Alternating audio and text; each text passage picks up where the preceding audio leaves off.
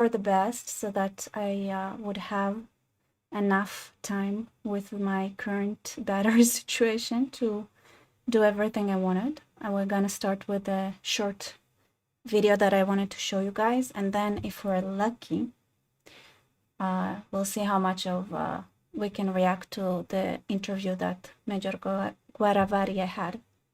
So how y'all doing? Let me see what you're writing. I'm sorry for being late. I've been running stuff that were pretty heavy, and the effect of that is that I'm out of battery. But you know, let's hope for the best. Let's see. All right, looks like it's streaming. Everything's good. Can you hear me? Hi, hello. Hello, people. Yay, I'm here. Hi, Book Mouse. I'm sorry for being late. I was like,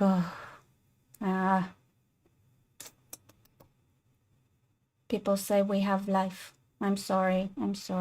It's kind of it was kind of spontaneous kind of love anyway, but so like yesterday, I actually had that clip for some time now that I wanted to show you guys, and I mean sometime, couple of days. When was it out? And well, a couple of days ago, I was like, oh, how cool would it be to show you this clip, because it's so I don't know if you guys are aware of the situation, but when October 7th happened, Israel had faced a severe lack of power, like human power, kind of, because there were a lot of work permits that were given to Palestinians, and ever since they obviously cannot work, and a lot of the Thai got pretty traumatized, and to be honest, I understand them. The things that Hamas did to the Thai workers are insanely brutal and awful. So we ran out of foreign workers. And I don't know, like Israel. So Israel was like, you know what? We are a strong, independent nation. We need no Palestinians. And we have, so Israel struck a deal with India. And the title is Tupani, I don't know exactly, came from India to replace the Palestinian workers. And I just thought, let's watch it together. I thought that would be interesting to see how the workers from India are settling in Israel. I only watched like the first 10 seconds, and I was like, I should show you guys, because to me, I was like, it's authentic, right? It does touch on the fact that no matter, unfortunately, right now, like India is not as prosperous as it should be. So, yeah, but I think that should be still cool. You guys ready?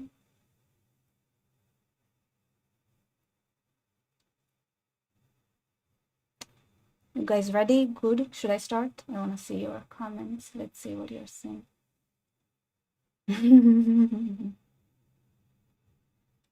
Laventicus, hi Zionists. What's up, Zionist? What's up, everybody? Hello, the Oric tribes. Aparachik, hello, everybody. All right, we're ready. Oh, okay, good. Once again, like this is kind of videos I would have made into just proper videos, but I've realized, first of all, that doing it live is kind of fun. It's a bit more fun. It's more because it's reactions. And second is, okay, I have so much on my pipeline that really makes me less stressed.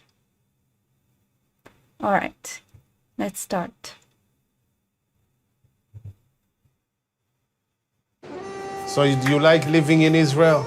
Yeah, like It's a good country, big money, and family happy. You get good money? You know what's my favorite part is that you have a conversation in English between the two sides, where it's like one with a heavy Israeli accent, the other with strong Hindu. I don't know where exactly in India is from. It's like an other accent, and it sounds kind of. It's like,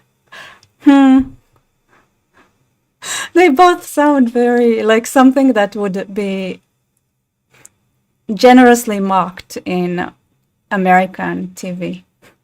Money? Yeah, good money. 1,25,000. Too much. Too much. Yeah. Chapati?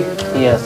I don't know, like you guys, how can somebody cry that he gets paid too much? I know, I would not cry. I promise I'll be very happy about it. India, all home, this same cooking and chapati. This name, Indian name, chapati and roti. Roti, no problem. You are happy? Yeah, happy. I am not tension. This open, not close. tension? Yeah, tension free. What is this cruelty? Are they doing it in summertime? Like this person looks like he's sweating. Does it make you? Maybe it feels like India, like home when it's very. You guys, please don't judge me, okay? I'm just making stupid jokes. I have. No, I no tension. You are not afraid from the war? No, I'm working here. I don't know this war. We're here. I am working here. One day, all people dead. No problem.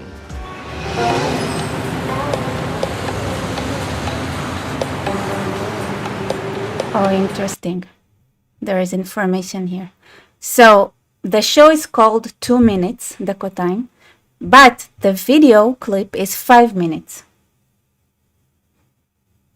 Is that false advertisement? Okay, since the start of the war, 9,138 construction workers from India entered Israel instead of Palestinian workers, according to the Ministry of Immigration and Ukhlusin. I don't know. According to some organization, some of the Indian workers that work in Israel have to pay to get to Israel. Is it something that's supposed to be illegal or something? Like, is there pay who? מה השם? שלבי. שרבי. אנחנו הולכים עם שרבי. Okay, let me go back up. שרבי. אנחנו הולכים עם שרבי. שלבי. שלבי. יש שלבי ויש שרבי שהיה פעם בעיראק ויש שרעבי תימני. כולם בני אדם. זה מה שחשוב. נמסטה. How are you, sir? I'm good, how are you? Fine, looking fine. See, they are competing. Their English sounds like it's very competitive. You are from India? Yes, sir, yeah, India. From Bihar, this Rajasthan. Rajasthan. Yes. מה עד עכשיו היית עובד עם פלסטינים בעיקר? היה לי 200 פועל מחברון. בחברון. עכשיו? So he had 200 workers from Hebron, which they call Al-Khalil. الله يرحم. אתה יודע הודית? And now what? יש לי אפליקציה מדברת, היא מתרגמת. Hello. Oh, so they're using an app to talk. They say like, yeah, I talk to the app and it translates. This is how they communicate. My name Tufani Bhagat from India. My age 39. I live in Tel Aviv. I am here working 4 months contraction work. You go to cut. No, already have. No problem. Have. No problem. Yeah.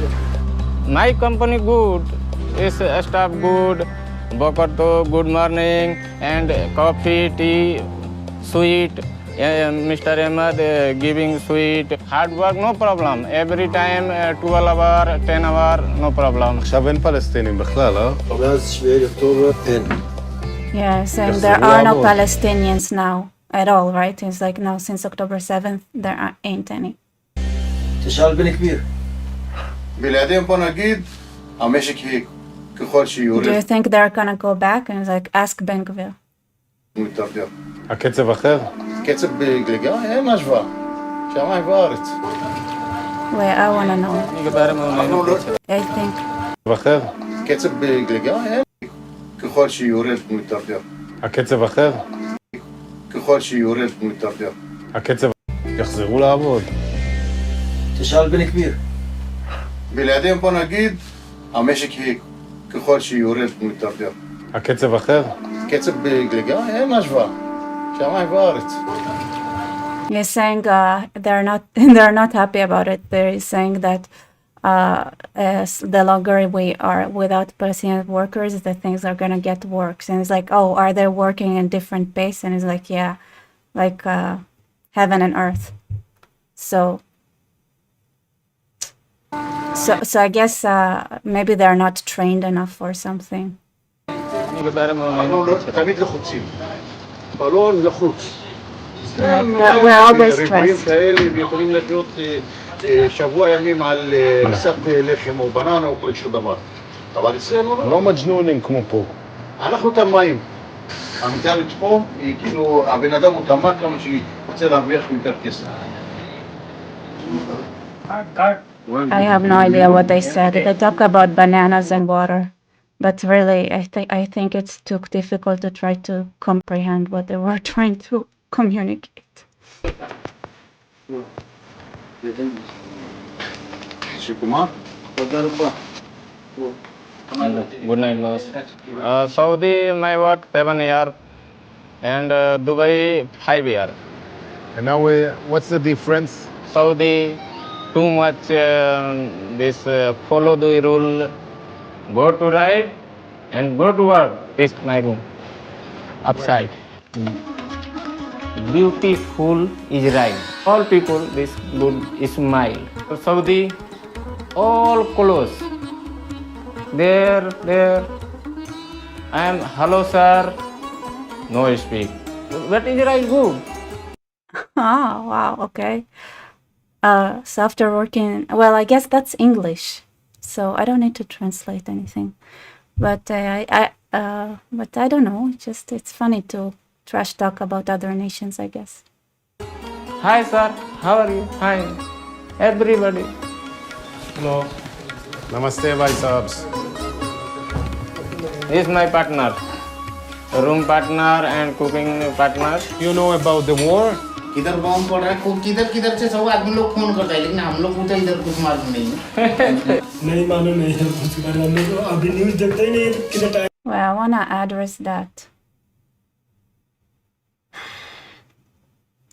So all ask yourself why it took almost a year to sign with India about workers. Spoiler, Netanyahu dragged it as long as he could. Proven again. Okay, Kirk, I'm sorry. Thank you for your super chat. You have no idea how India is built.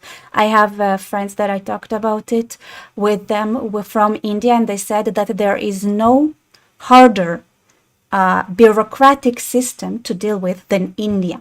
So my friend, she's married to a guy from India, and he had... It had taken him a year to have a birth certificate. You cannot move to Israel without a birth certificate, but only getting a birth certificate in India was a really hard process. Okay, it's not easy. He had to travel long distances to get it. Okay, and I can tell you who he was. Like, he was birthed for sure because I've seen him, so he does exist. So with all due respect, India is not easy to do work with, unfortunately. There is a lot of bureaucratics and things are being held in a way that also universities, everything is very, very bureaucratic. Like, it's really hard to work with India. I see.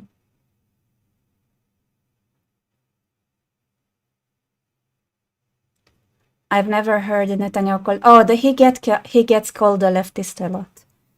Like, even sometimes, like, I wish he was more on the right. He's right wing, but he's not. But that's why I keep saying, okay, like people from other nations that talk about how the Israeli government is so extreme and everything, and how the Israeli population is so different. Like, no. What you saw, this comment was super genuine. A lot of Israelis, a good amount of Israelis, let me say enough Israelis to have an electoral power to make sure that the government that Israel would elect would not satisfy the two-state solution kind of deep state people and otherwise.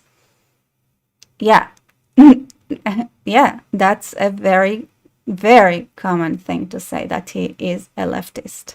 So that's important. Like, people that talk, like I said before, is saying, oh, Biden gets more approval than in Israel than he does in United States, and then people take it you don't like when it comes to different nations, like different population. Same with Sam Harris. This is what drove me crazy. He said, like, most Israelis want a two-state solution. I wanted to hang him, because no matter how much I told him, listen, you're making up those statistics out of your arse, he wouldn't. He was like, no, I disagree with you. I disagree with you. And I was like, who are you?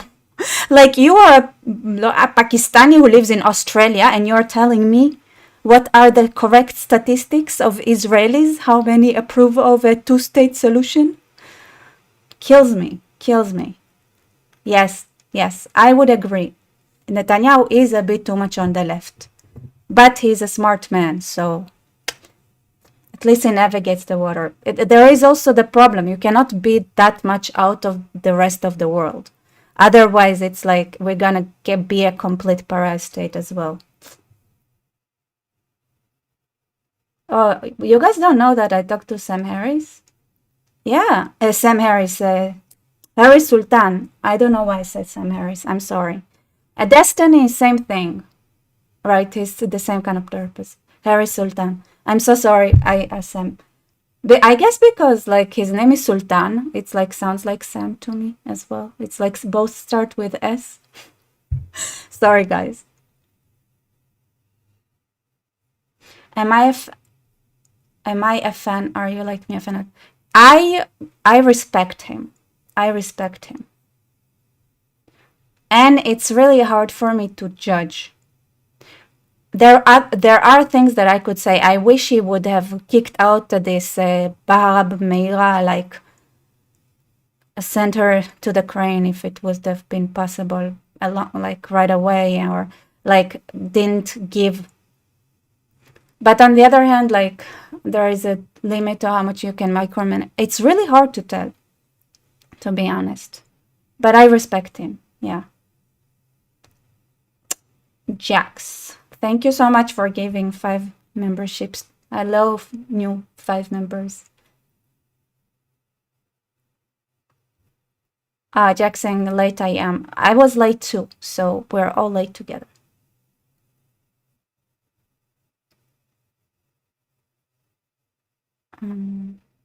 Also, I saw that Jesse Reichbach came to the channel. Welcome. All right, let's go back.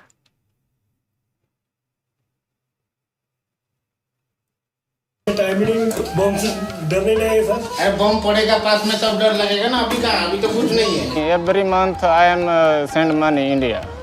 Only here eating pocket money. After send money also India. Thank you. For how long are you planning to stay in Israel? I think I am planning 20 years. 20 years you want to stay? Yeah. By the way, I was talking about Harris Sultan. I obviously didn't talk about with Sam Harris, but I think Sam Harris is kind of the same kind of annoying too. All right, that's it. I don't know why I stopped in mid-sentence. Wait, no, I missed the last sentence. Pocket money. After send money also. I don't know. Don't show me Indian food. Come on, that's not fair. That's evil. Who would do that? All right, let's start with Islami Chhatra Bangladesh. Shibir, they came onto the street and the violence just went through the roof. The students were there, but they were not, it has been overtaken by other. Kirka is saying, Ben Gvir is a moderate centrist. In Israel, there is no far right. Probably Feiglin is right, but he's still not far right. Yeah, I mean, I think Lava is far. I mean, depends.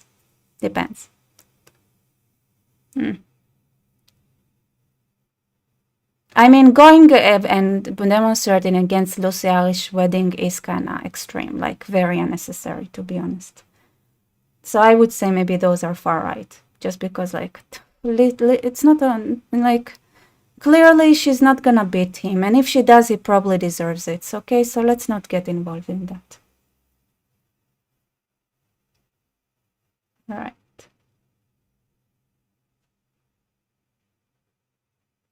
SF, the coup there in Bangladesh is more of Islamic conquest if you think about it. I believe that.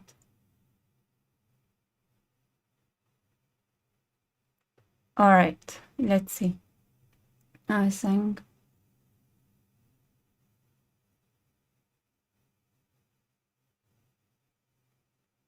2000. Sorry, too much data for me right now.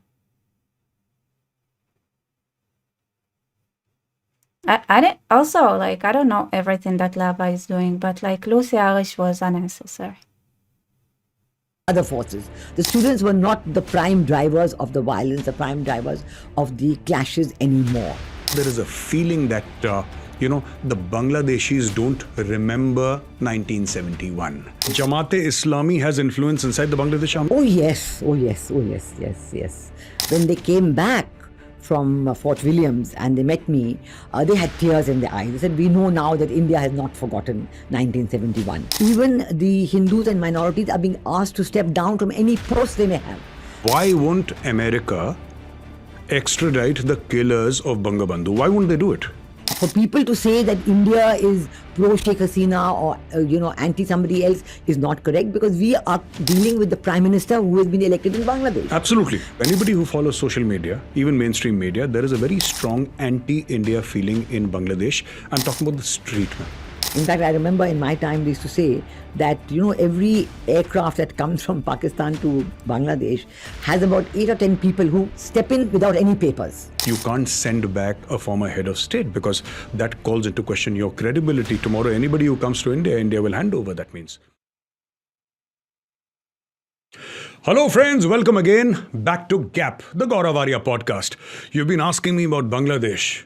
And we said, who is the person who can speak about Bangladesh? Now we have with us Ms. Veena Sikri, former High Commissioner to Bangladesh, and she's known as the authority on all things in Bangladesh. Ma'am, I want to say, somebody say, yeah, a little bit of technicalities, guys. If you guys want to support me, it's very appreciated. I have a Buy Me Coffee link. I have Patreon now. There is a Discord link below if you guys want to join. Everything's welcome. It really, really helps for me to continue having this channel. And where is this beautiful? Here, share, like, subscribe. Thank you all. Why it isn't showing? Investor. Oh, why can't I see it? Can I see it like that? Why is it? What's wrong? Come on, pop up. Oh well, you got the message. very warm welcome, ma'am. Thank you for inviting me to your podcast. And ma'am, a deep honor and privilege for us to have you at our studios, ma'am. Okay, this is something I want you guys to know. I love saris so much. It's so beautiful. I got the honor to wear a sari once. It's so pretty. I wish everybody could wear a sari. That's it. That's all I have to say. I know it's not my culture, but because it's super expensive, I checked. And it would be weird for me to go around wearing saris, but it's really, really something I want to do.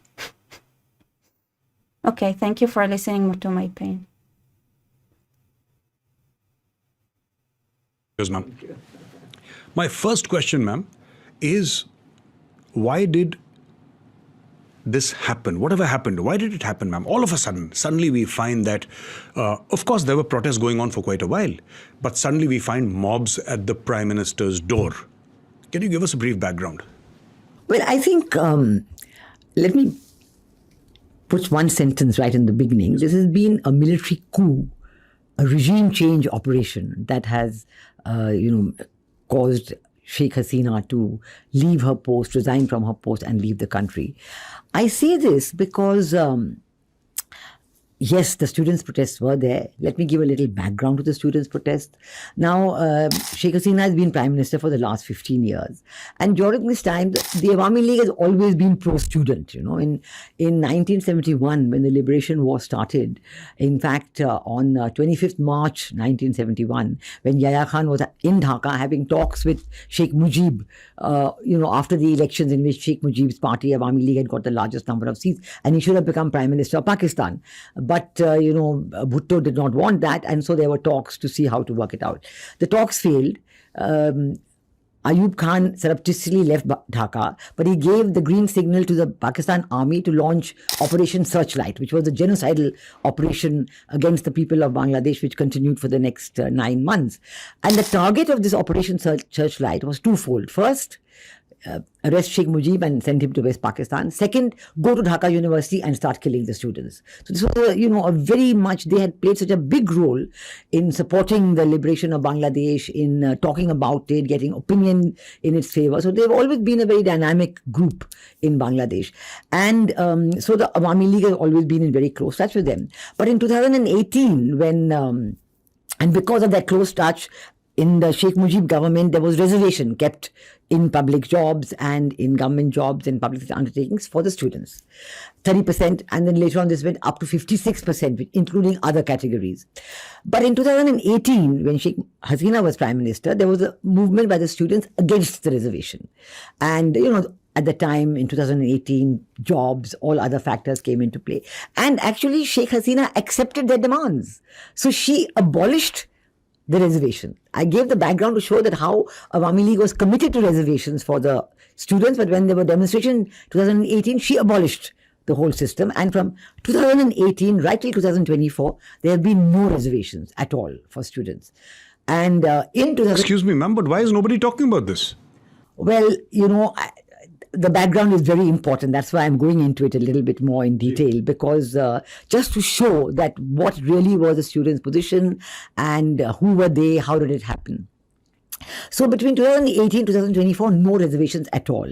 In June of this year, suddenly somebody made an appeal in the High Court saying that why have the reservations been abolished? We want to restore it. Now, this is a little curious why this happened. And the judge suddenly restored the reservations. Then, you say the judiciary is very pliant, the judiciary is pro-Sheikh Hasina, but that same High Court judge, he actually went against the Sheikh Hasina government and restored the reservation. At that point in June of this year, then the students again started the demonstration. And they were on the street, but totally peaceful. I remember the visuals last 2 months where, the students are standing there demonstrating, we don't want reservations, and the policeman is there, but very peaceful, completely non-violent. I actually did hear about it when I did the video. I think the summary I read did talk about it.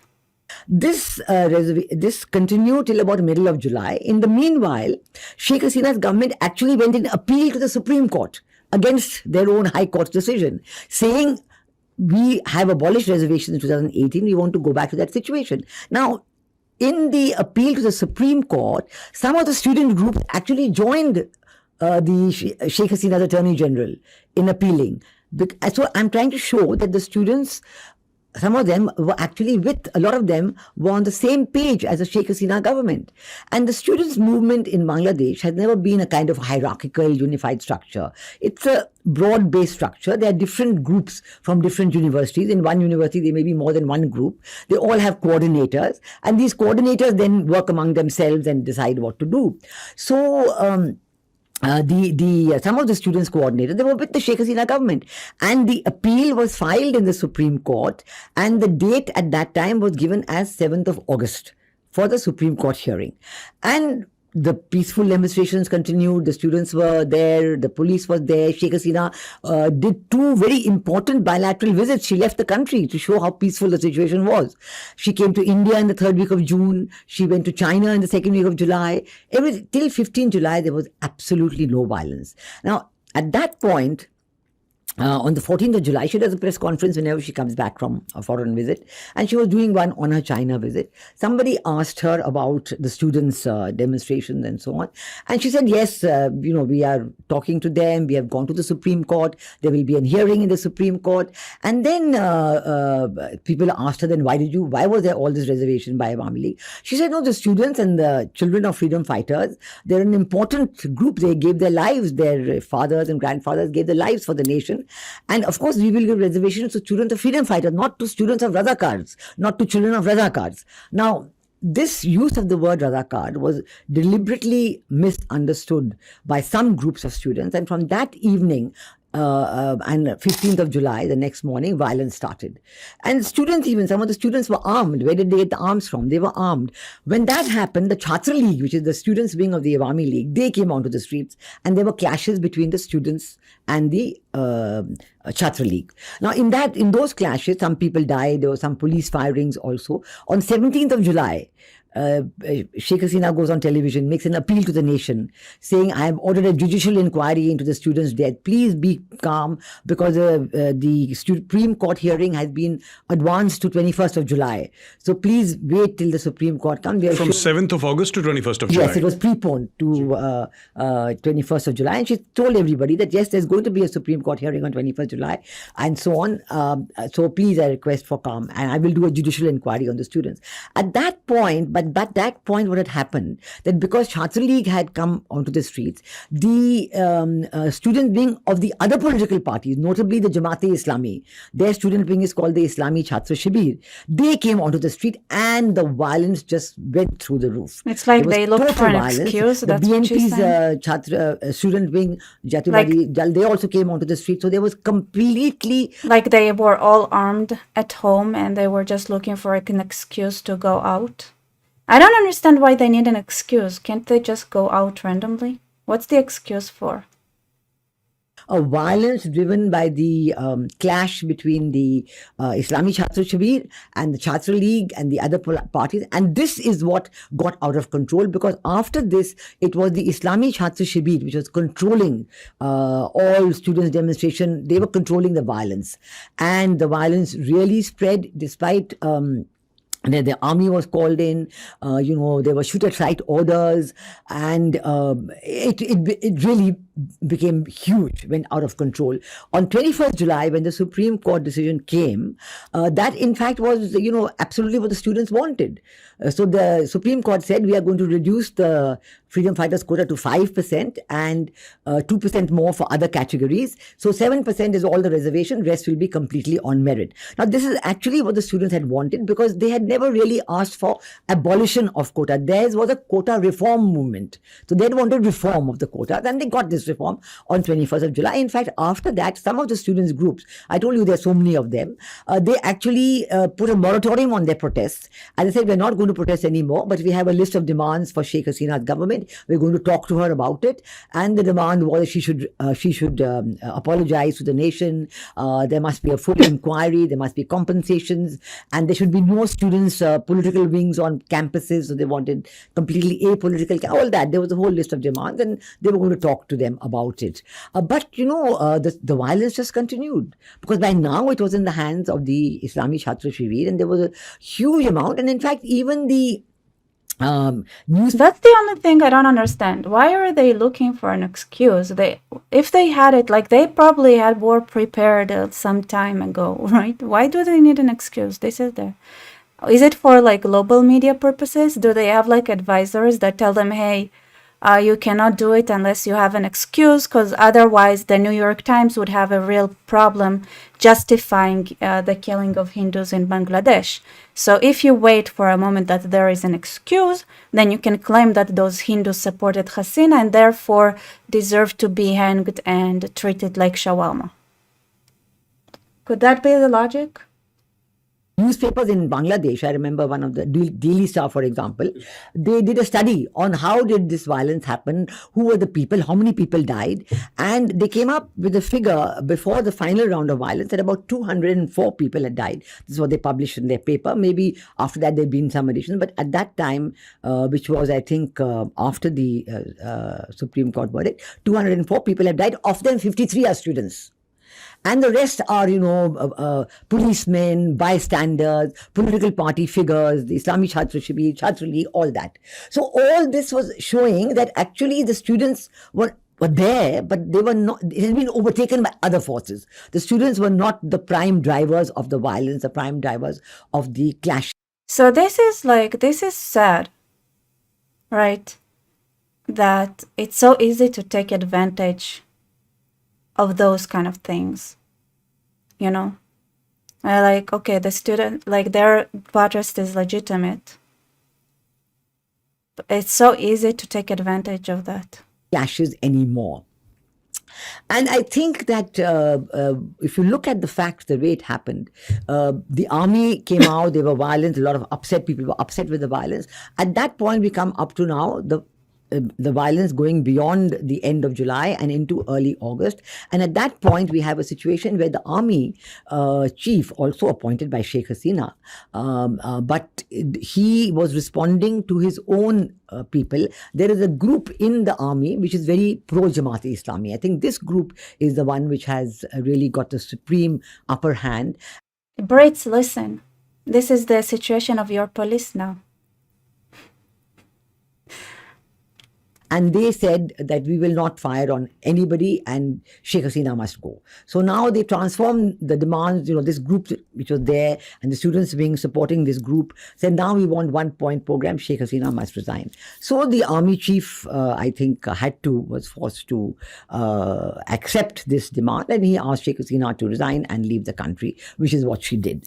And I think that one can see that on 5th August, when she left the country, the wild... Yeah, in a logical world, at this point, everybody goes home, call for election, have talks, try to understand how to bridge the gaps. But of course, there is the want and there is the reality. The Arabic tribe. Speaking of clothes, check out Central Asian tradition clothes of the Kazakh, Kyrgyz, Tatar, etc. They look so cool. Man, this is the area I know this area. This is the area that my family comes from. But from Georgia, so it's very similar. So I know, yeah. It is cool, but no, I think saris are cooler, I'm sorry. Also check out Dominic Nijinsky's recent interview with BBD podcast on Muslims. I'll check it out. Thank you, the Arabic tribes.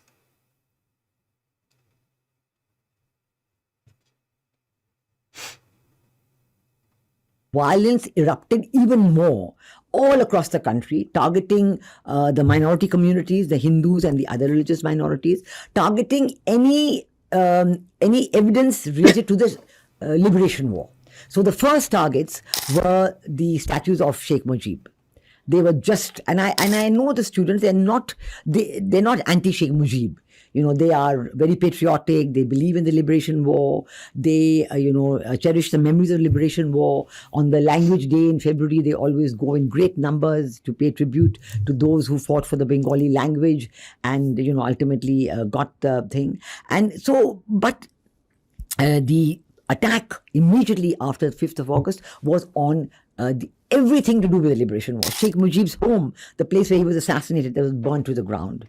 And you could see that the students who were taking part, the people who were taking part, were not necessarily university students. You could see them, they were from the madrasas, the Islami Chhatra Shibir students. And kind of like the protest in the United States, right? Suddenly the students are 30-year-olds. The college students are 30-year-olds suddenly. So on. So this is what has actually been the force behind what happened. Absolutely, ma'am. But in India, there is this thinking or narrative in a lot of political, oblique, non-political academic circles that what actually happened was there was this homogeneous students' movement which was extremely pure, and she was a dictator, which I'm not going to comment whether she was or not, but this entire thing, that there was one bunch of students who said we need to fight for our freedom, they fought, and the dictator was ousted. Now, what you're saying is that it was far more sophisticated and complicated, and there were various actors at play. It wasn't just the students. There was Jamaat-e-Islami, there was the army, there were so many other people now. I want to ask you that, for a very long time, people have been saying that India has been looking at Bangladesh through the lens of 1971.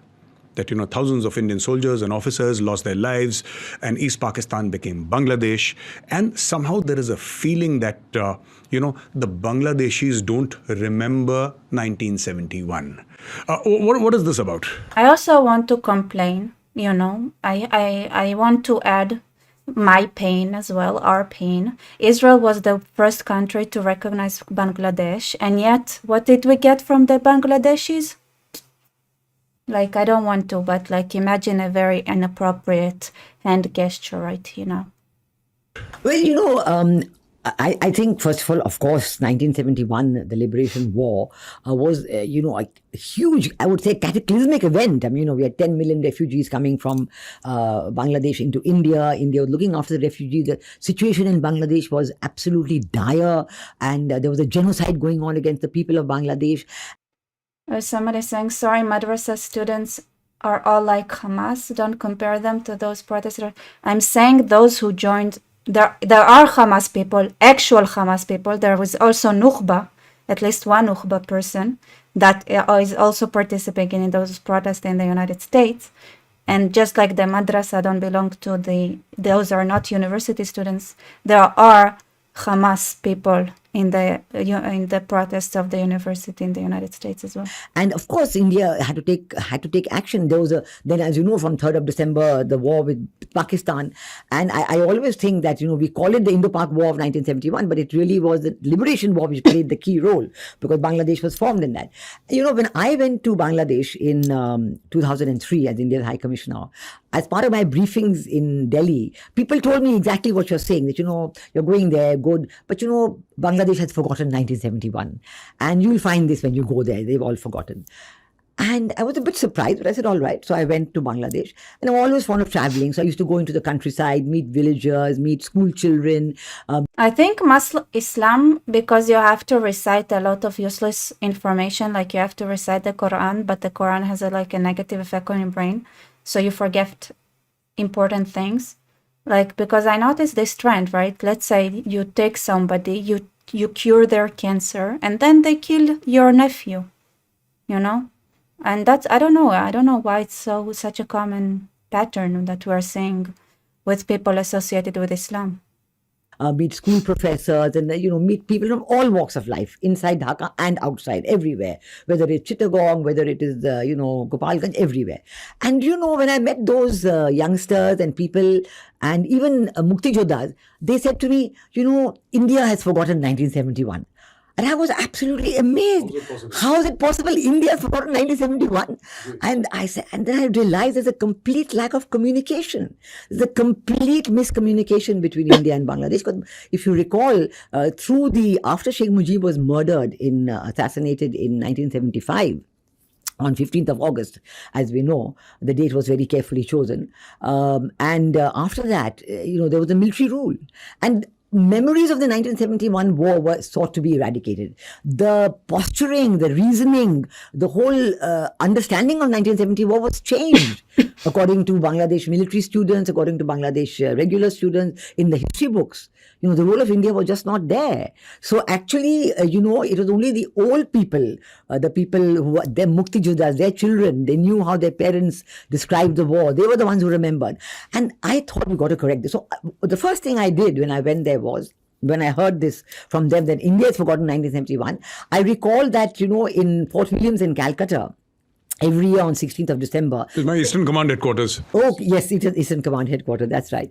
They have a grand celebration of Vijay Divas. There's a very, very formal and wonderful celebration each year at the memorial. And I recall that. And I said, how can To it be honest, this But then I part of the realized, conversation and it is was amazing boring. for Can me I to skip a realize little that bit?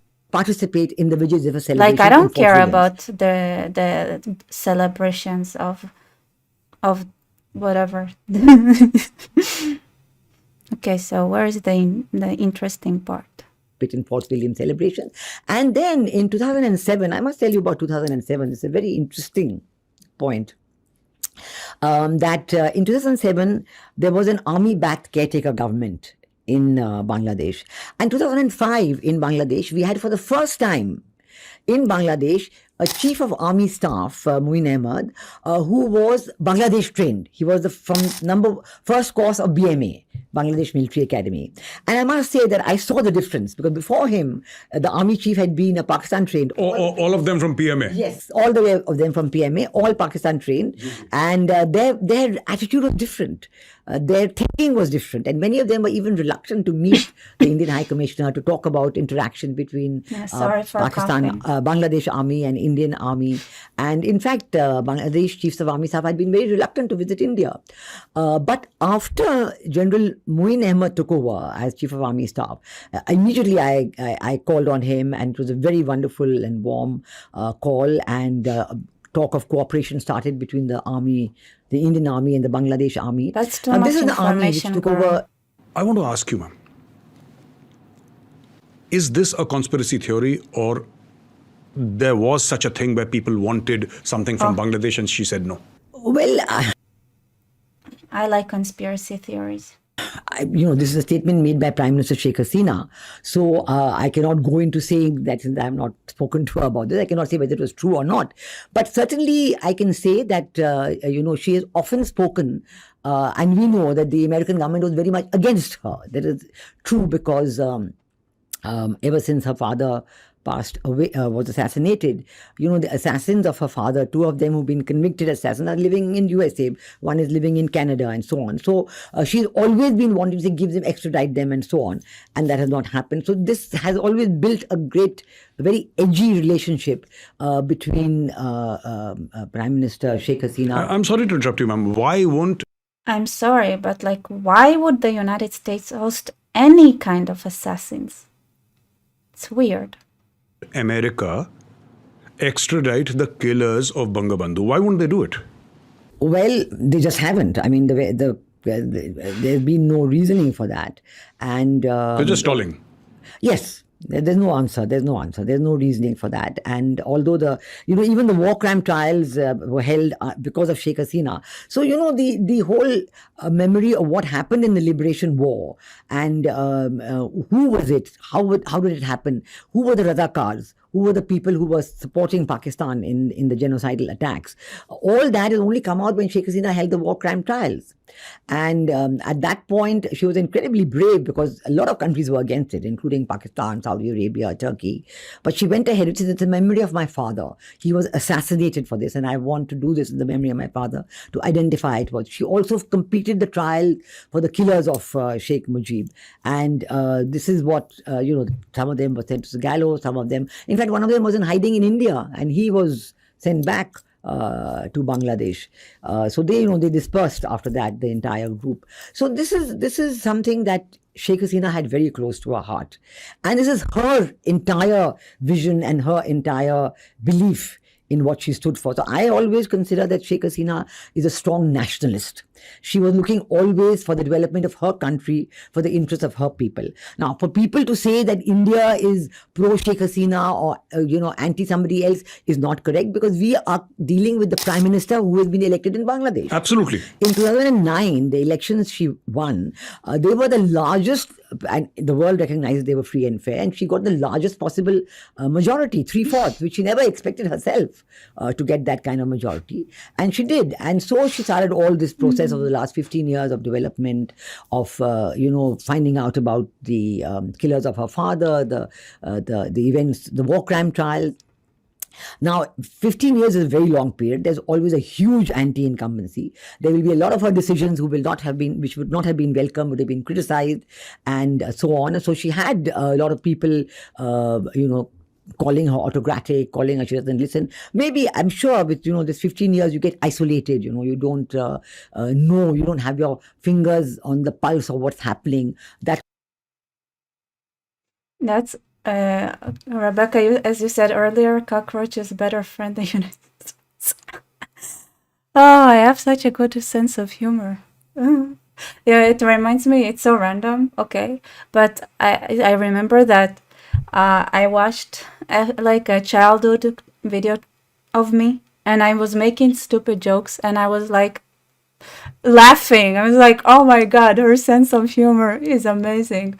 And then my parents like or whoever was like, your sense of humor didn't change that much since you were 8-year-old. I don't know if that's not much to be proud of. And I said, like, look how smart they like this. That's it. Super random.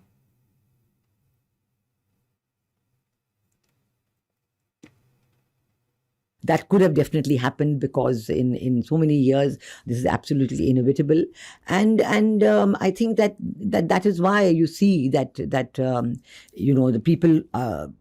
the people are saying that this, but to say that this is entirely a student movement, there's nothing behind it. I think that needs to be looked at very carefully. And it's not that we are not recognizing. Yes, she's left the government. There's a new government. The Indian government has very correctly said that we are going to deal with the new government.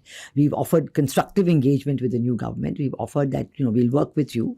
Our Prime Minister sent a very good message. He also drew a strong attention to the plight of the Hindus and other religious minorities. This has been greatly appreciated. And Professor Mohammed Yunus has replied, and he telephoned our Prime Minister and assured that all efforts would be made to make sure that the minorities are not being harmed. So this is going on. This is not that our government has done absolutely the right thing. This is the correct. Whoever is there in power, you deal with that person. There's a huge array of projects and enterprises and investments that have taken place over the last 15 years.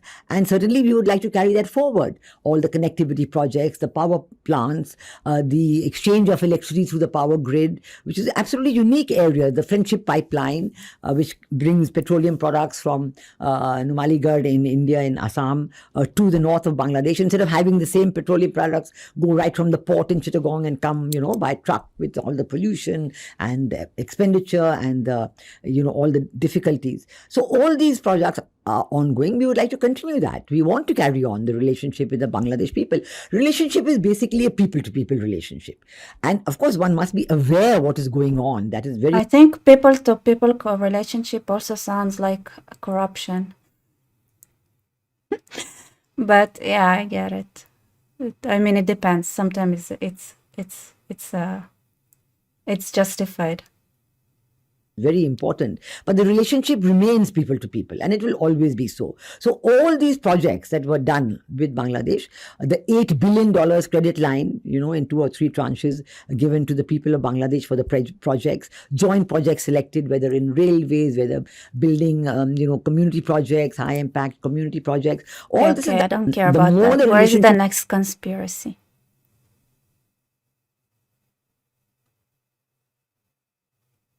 Okay, it feels like Pakistan terrorists in getting those arms. The hand of Ulfa in receiving in Bangladesh as the High Commissioner. It was the BNP government led by Begum Khalida Zia, and Jamaat-e Islami was part of that government. So I used to meet all the ministers, the Jamaat-e Islami, the Amir of the Jamaat-e Islami. And they were absolutely fine. Absolutely. I used to speak in Hindustani with all of them. They were absolutely friendly. I used to go for the iftar parties, and we had very good relations with them at the personal level. Of course, there were a lot of policy issues that were great, and the biggest policy issue was a security issue. The way she just described the relationship she has with it sounds like how Trump talk about, we had great relationship with Putin and Kim Jong-un. It sounds very similar. Paramount for India, the presence of Northeast insurgent groups on Bangladesh soil. They would have camps, and they would move these camps from places to places. Very difficult without the support of the government to actually identify where they are and who they are. Chittagong Arms Hall happened when I was there. Where weaponry, huge amounts of weaponry, meant for the Ulfa, meant perhaps for other Maoist groups in India, which came to Chittagong, and the hand of the government had been established. The government at the time in that group, in getting those arms, the hand of Ulfa, in receiving those weapons. All that was happening at that time. So security issues were a major issue. And I think that one of the biggest aspects which Prime Minister Sheikh Hasina was willing to look at carefully was India's security concerns, India's security red lines. So she said that why should we have these insurgent groups on our soil? They don't help the people of Bangladesh. So her foreign policy was friendship with all, malice towards none. So we are going to end all these kind of security forces from other anti-Indian elements on our soil, and that's what she did. So our security concerns were met, and all the security red lines dissipated. When I was there, every terrorist incident in India for those 3 years had a Bangladeshi footprint, because the same terrorists were coming from Pakistan to Bangladesh, and from there entering India through this hugely porous border. And even going to Kashmir through coming from Bangladesh into India, and then going to Kashmir from there. After entering India, they could make their way anywhere. They would receive all these, papers and documentation and so on. So this was a huge security. Ma'am, allow me to intervene, ma'am. So they come into India from Bangladesh, they receive these papers. So these papers means identity as an Indian national. Is that what you're saying? Yes, or Aadhaar card and so on, whatever was the requirement. And they take these Aadhaar cards. They would take the card or a ration card or an Aadhaar card, get an identity, walk into India, and then use it for whatever they wanted to do. And then go to Kashmir. Yes, and many Bangladeshi illegal immigrants were also doing that. And we saw so many terrorist attacks at that time where this footprint would be there. It would not be these, if they were of Pakistani origin, if they were the Lashkar-e-Taiba or the Jaish-e-Mohammed, many of them would go to Kashmir and participate in those terrorist activities there. There were others who were coming into India or who were already living in India, maybe Bangladeshi illegal immigrants who were being used for these kind of terrorist attacks in the country. In different parts of the country, not only in Jammu and Kashmir, but also in other parts of the country. So this was a huge security red line for us, and it was very difficult.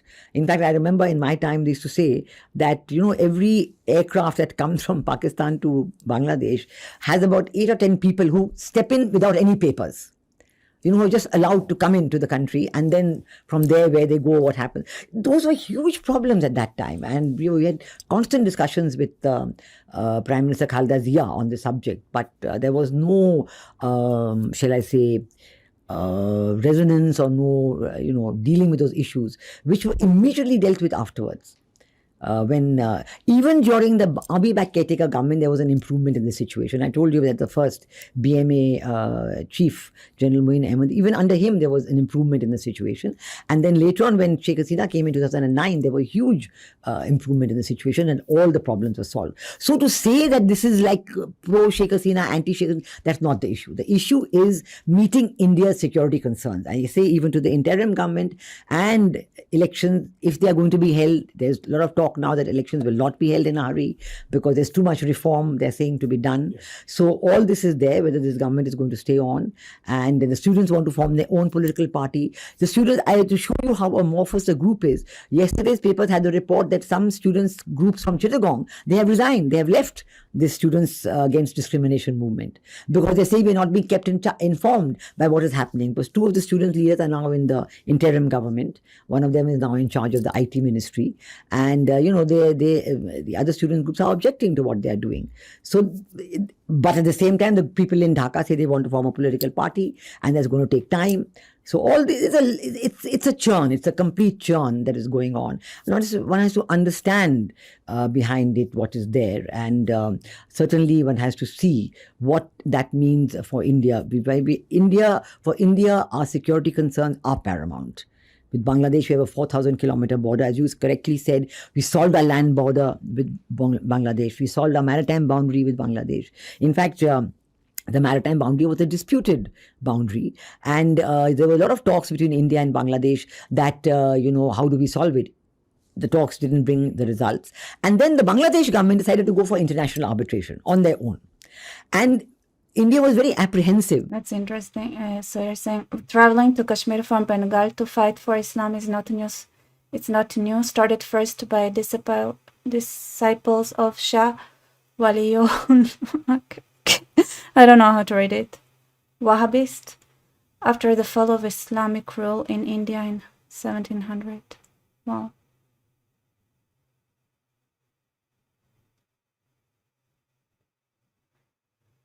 When will the liberal left-wing Jews and Hindus realize Muslims hate us no matter how nice we treat them? A lot of the left wing is like it's, how do I describe, like, and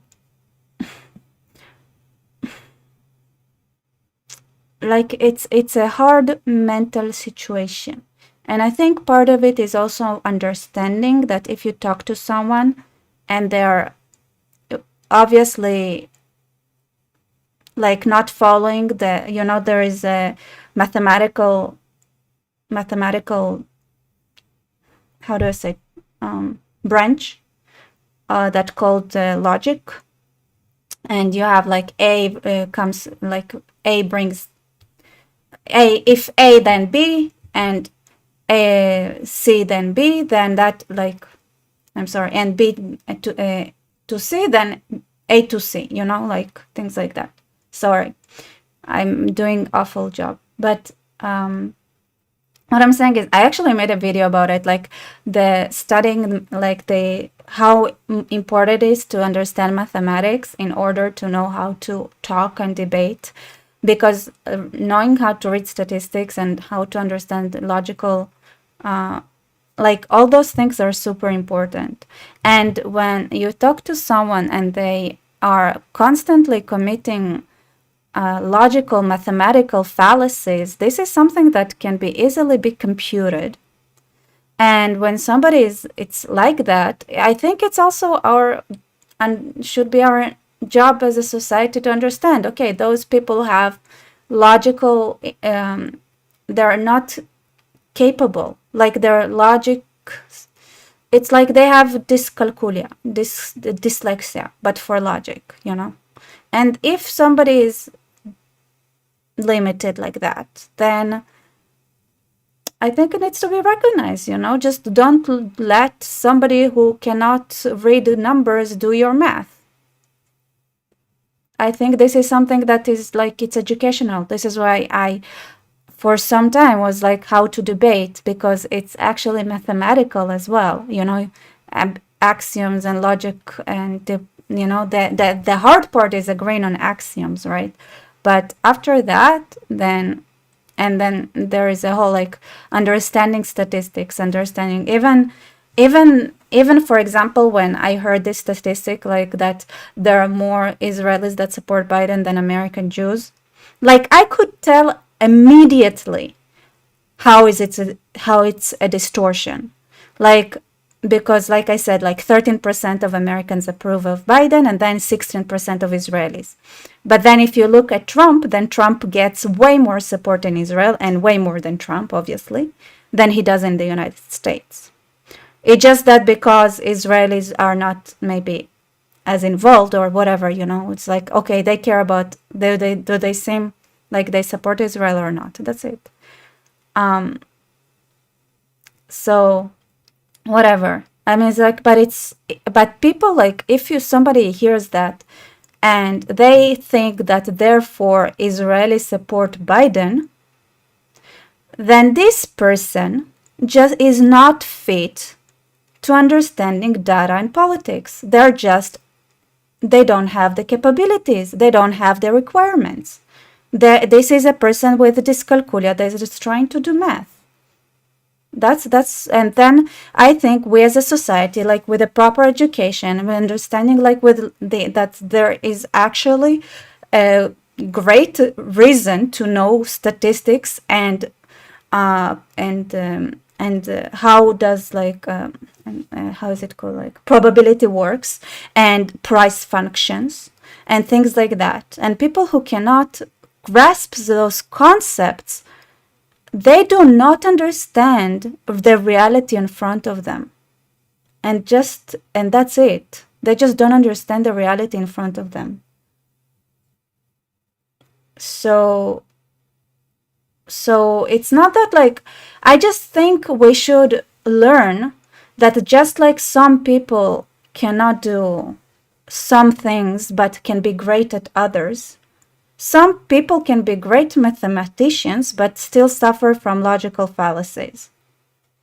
Like, for many reasons. Sometimes they can do it when it's a neutral subject, but if it's an emotional subject, their brain it's a psychological issue, and then there are brain dysfunctions.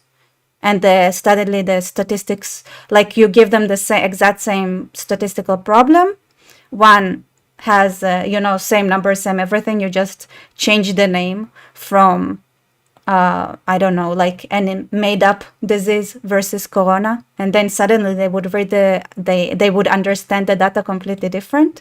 Okay, not fit. They're just unfit. That's it. And this is just the thing, is like, it's like, as a society, we need to understand that it's cool that these people can talk, but just because they can, and they can be because there is an emotional aspects of politics, and there are all sorts of like, there are people who are, they're just like, it's nice, we heard you, and there is an importance to trying to figure out their pain, but they are not the people who would ever be able to solve it, ever. And this is just part of education. That's it, like just understanding.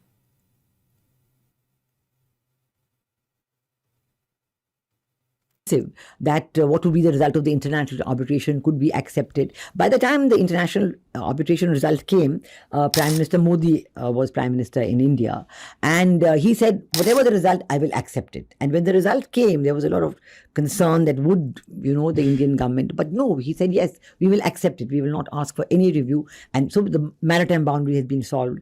All these issues, which had been ticklish issues for decades, the land boundary, it was implemented. The exchange of enclaves took place. So all these issues, which people now don't even remember because it happened some time back, meant a big difference to the lives of the Indians and the Bangladeshis on both sides. And the trade boomed. When I was there, Bangladesh exports to India were like $50 million. Annual exports.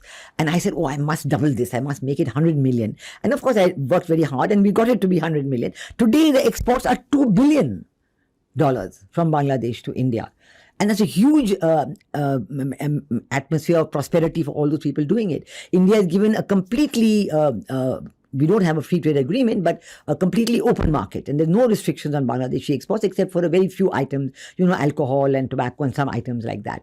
And wait, I was like, as somebody's saying.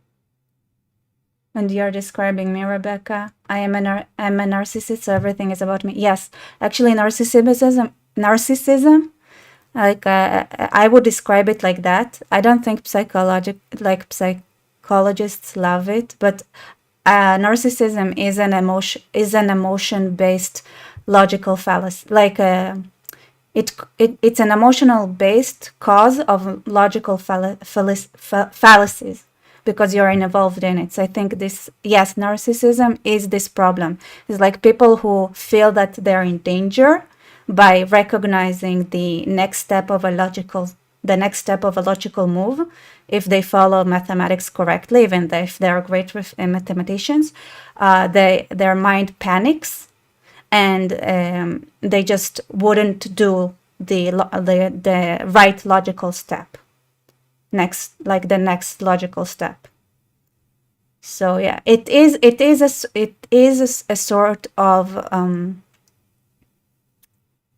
like a limitation, like disability, like limitation, 100%.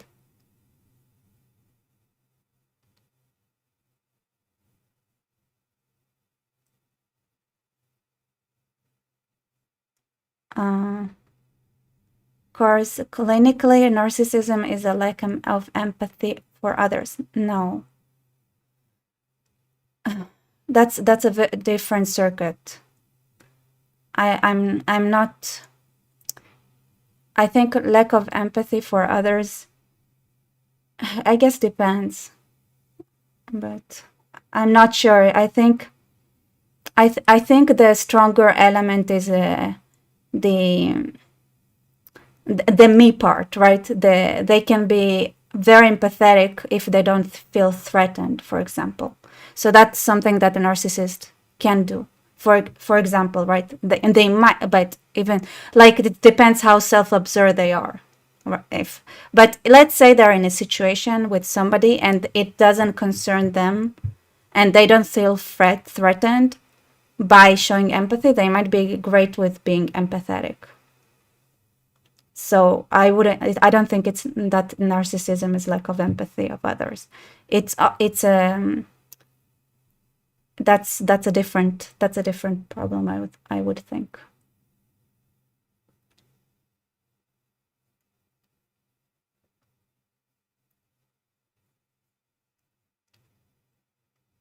These are taking place and of great benefit. India's exports to Bangladesh are much more. They're about 9 billion or a little more, 9.6.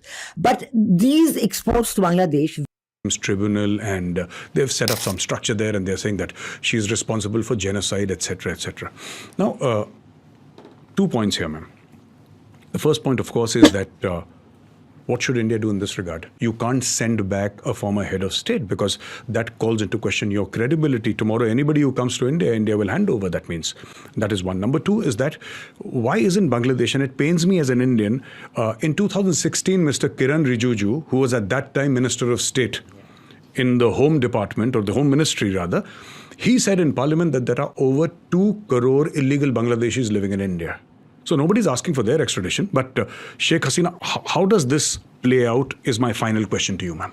Well, yes, there have been every day new cases are being filed against Sheikh Hasina in Bangladesh. Murder charges are being put. I don't think, this term genocide is being used, but the murder charges. And of course, as I told you, one has to see if there's going to be a, broad independent assessment of what really happened, It's so funny, like I don't want to be mean, but just like hearing how somebody gets accused of genocide, like so randomly, when they, it's like, if only we could learn from each other instead of experience it on ourselves, It's like, why do we have to experience it on ourselves every time instead of seeing the patterns on others before you get, the next thing that's going to happen is that the UK is going to get the same kind of treatment, right? Like if they're going to, for some reason, start actually enforcing the law and arresting all those step cases, they're gonna get called genocidal, like Kamala Harris and that raging communist, and Biden already getting calls, so they are being genocidal. In Bangladesh, beginning 15th of July, and okay, I see you guys are too busy giving each other the intention and validation you all need. Ending on 5th of August. Let me tell you that these cases, a lot of cases under Bangladesh, when Sheikh Hasina was Prime Minister, there were a lot. Chittagong Arms Hall was investigated, and a lot of cases of that kind were tried. Even under the army-backed caretaker government, there had been cases against Begum Khalida Zia and cases against her son Tariq Rahman, who, as you know, is the force behind the throne in the BNP. And he, despite the verdict against him, was allowed to go to UK, and he's been living there as a refugee for 15 years. And the UK government has said nothing about that. He's there, and there have been calls from the Bangladesh government. So are there, I'm so confused, are they... It's not that I know that much of Bangladesh, I don't know. Is it justified or is it not? It just the... Yeah, there were genocides in Bangladesh, but Sheikh Hasina did them? I don't know. I'm very confused.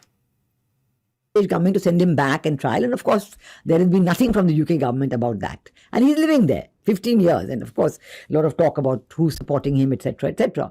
But now when Sheikh Hasina came to India, she was given the aircraft by the army chief and came to India, and she wanted to go to UK because her sister lives there. her sister Sheikh Rehana has been living in UK all along. I think she must be a British national. They allow dual passports in Bangladesh. Sheikh Rehana's daughter, Tulip Siddiq, is actually a junior minister in the Labour government, in Keir Starmer's government. Oh, shalom. But now... Where are the Brits? I told you to stay. Then listen, that it's about you guys. Are there any Brits here? Are there any Brits staying? Amy Levy, thank you so much. I'm here for you, Akhoti. Finally made it live. Yay! Akhoti is my sister. It's just like saying, I'm here for you, sister.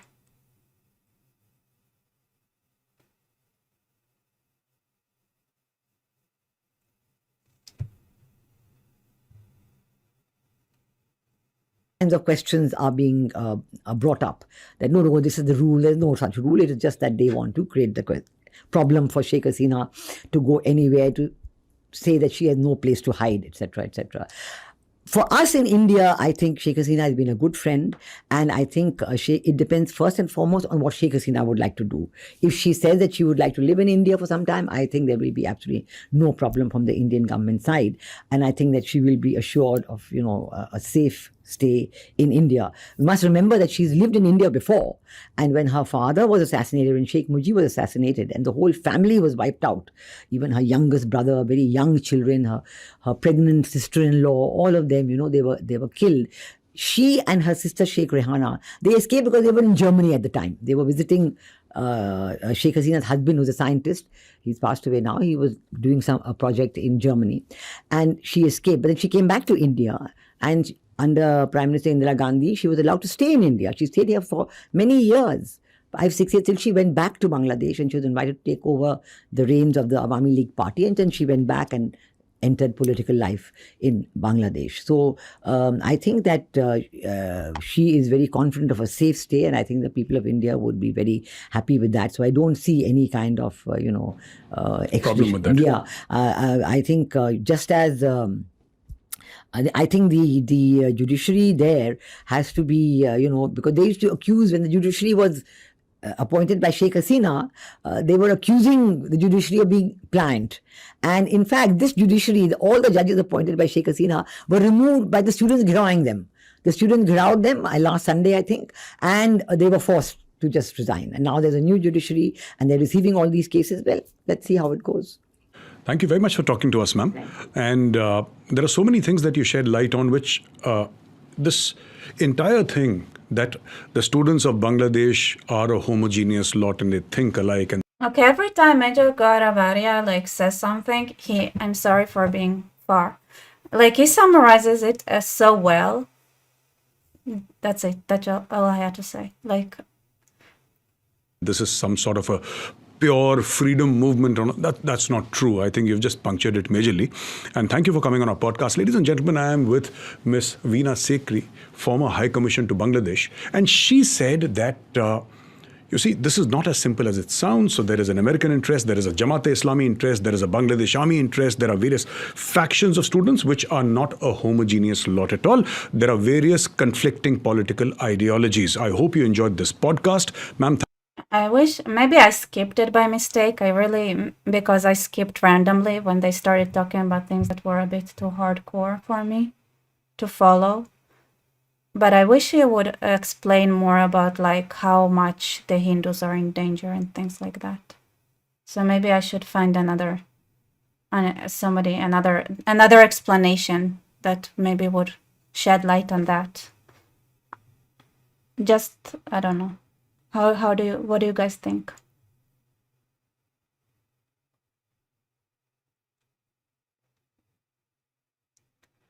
Do I need some chicken soup? Yes, I do. I don't know why. I started coughing last night. Super annoying. Oh, you guys. Okay, so here's the thing. I have family that doesn't speak English that well. And they do. And also they don't. So they really do appreciate that. Like I said, I'm gonna make a video in Hebrew once a week or two. But I don't know why. And this is why I'm asking your help. I don't know why. I'm completely blacked out. And I have no ideas what to talk about in Hebrew. Which is like, to be honest, talking in Hebrew is easier than English. I don't mumble as much. I can just talk and then post it. But I have no idea what to talk about.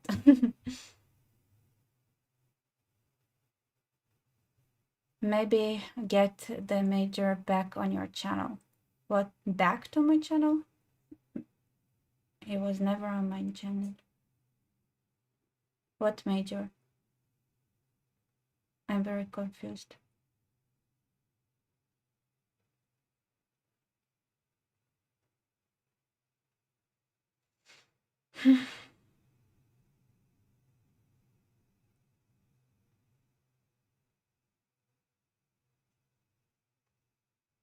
Yes, you will get a lot of interviews regarding Bangladesh and Hindus' fate to react. All right, you guys, help me. Give me an idea what to talk about. Somebody here speaks Hebrew? No. All by myself. Yeah, I know, but Guarev Arye was never like... I wish I could invite him. I feel like he's very famous. Maybe I should try.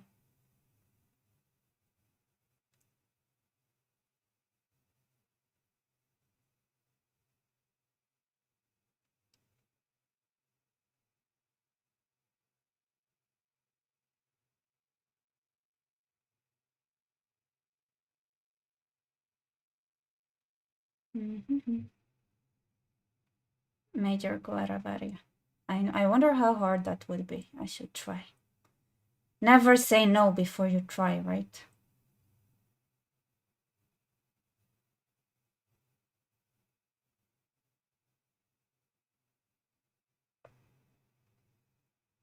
Yeah, I did make a Talmud video before.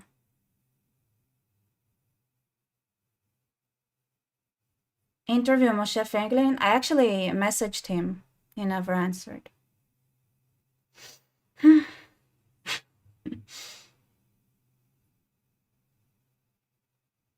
You could always invite Destin.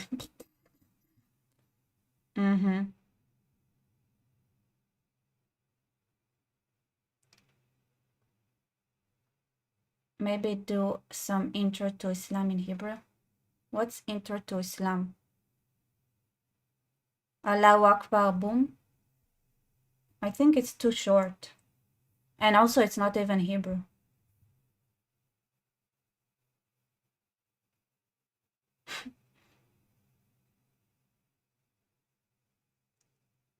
Imagine.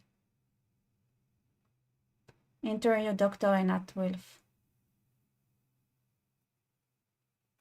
I don't know why. Like, she's about what? She's too left for me, even though she's logically speaking now. It took her million years to reach the most basic conclusions. Like, you have to be blind to not reach. If it took her 20 years, I don't know. It's sus, you know. It's sus that it takes a person that long to reach the obvious conclusions.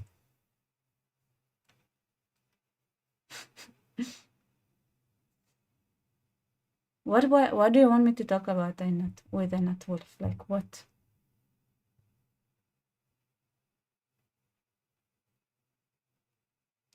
Yeah, that's more interesting than Shaftman.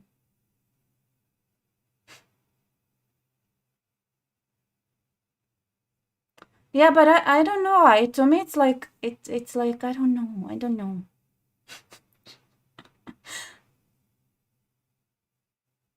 Yeah, Gadi Taub also cool.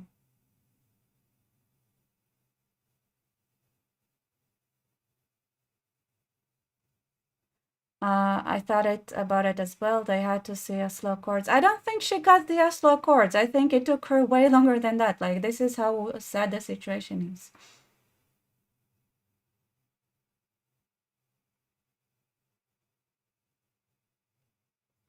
Eliyahu Yusian. Does he speak English, though? I feel like he doesn't speak English. Like, maybe I'm lying. Maybe he does. I just never heard him speak English.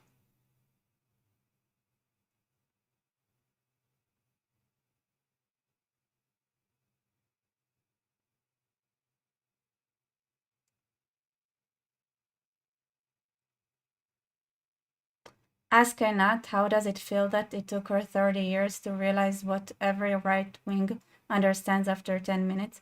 She wouldn't react nicely to it. Like, I heard people that actually asked her that or something in that. Like, do you regret like your stupidity years? And she's like, no. I think it's a. I can ask a wall.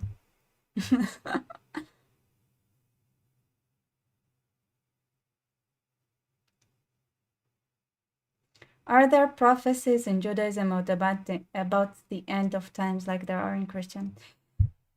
There isn't such a big difference between Christianity and Judaism as people might think. Okay, I say it like Christianity grew out of the Christian way of thinking, grew out of Judaism not once but many times. It's just that the only one that actually caught up is the Jesus.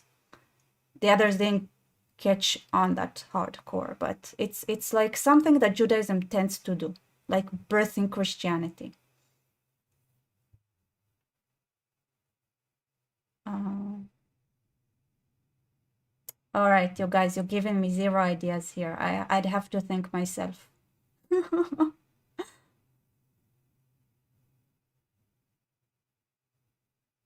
Why do Israel support Azerbaijan against Armenia? Okay, because Armenians are not very nice people, and Azerbaijanis are super cool and chill.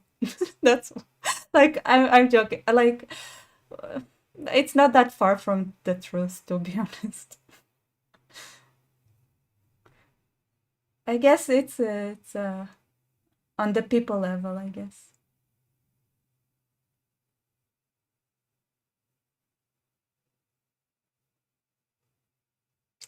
Kilka, I'll try that.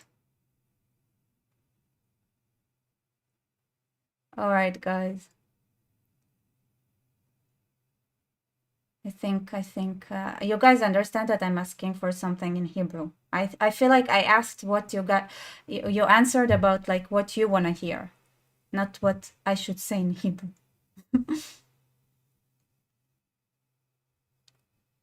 Israel is not really allied with Turkey, and Azerbaijan and Turkey are not the same country.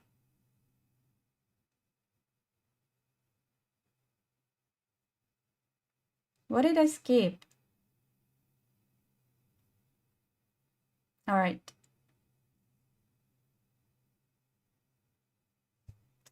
Good night, everybody. Yeah, I'm gonna have, I don't have soup, but I'm gonna have chicken. Oh, maybe I have a manachama, like instant noodles. I guess it has soup in it. And I have chicken, so I can mix it up. Right. See you, people.